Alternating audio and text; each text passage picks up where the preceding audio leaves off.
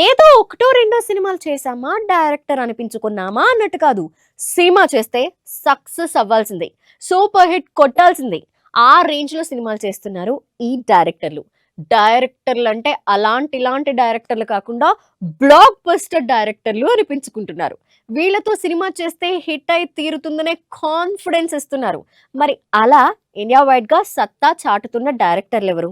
వీళ్ళలో టాలీవుడ్‌లో టాప్‌లో ఉన్నదెవరో ఈ వారం బిగ్ స్టోరీలో చూద్దాం.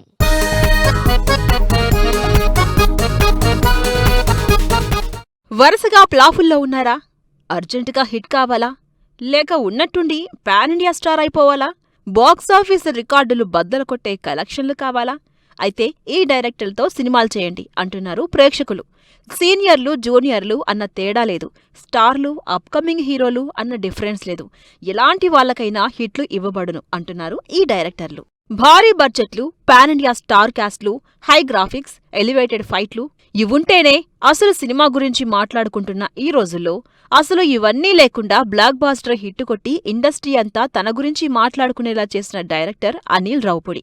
యంగ్ స్టార్ హీరోలు బాక్సాఫీస్ని రఫ్ ఆడిస్తున్న ఈ టైంలో సీనియర్ హీరోలతో 350 కోట్ల కలెక్షన్లు రాబట్టి తన మేకింగ్ టేకింగ్ మీద ఆడియన్స్కున్న నమ్మకాన్ని నిలబెట్టుకున్నారు Anil Ravipudi. Megastar Chiranjeevi, Venkatesh, Nayanthara senior star క్యాస్ట్తో ఫుల్ ఫ్లెడ్జ్ ఫన్ రైడ్గా మనశంకర వరప్రసాద్ సినిమాని తెరకెక్కించారు అనిల్ రావుపుడి.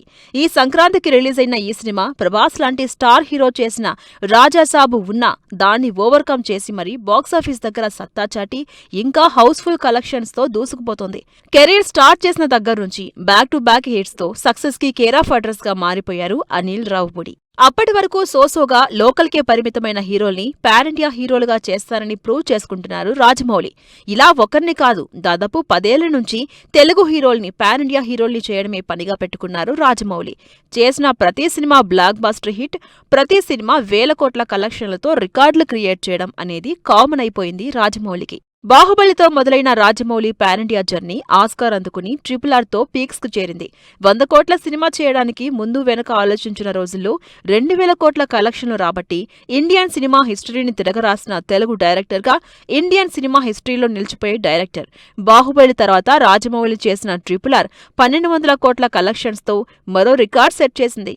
కెరీర్లో ఇప్పటి వరకు ప్లాఫే లేని డైరెక్టర్గా 100% సక్సెస్ రేట్తో కంటిన్యూ అవుతున్న రాజమౌళి మహేష్ హీరోగా వారణాసి అనే మరో భారీ సినిమా చేస్తున్నారు. ఇప్పటి వరకు లోకల్ హీరోగా ఉన్న మహేష్ని గ్లోబల్ హీరోగా టర్న్ చేయబోతున్నారు రాజమౌళి.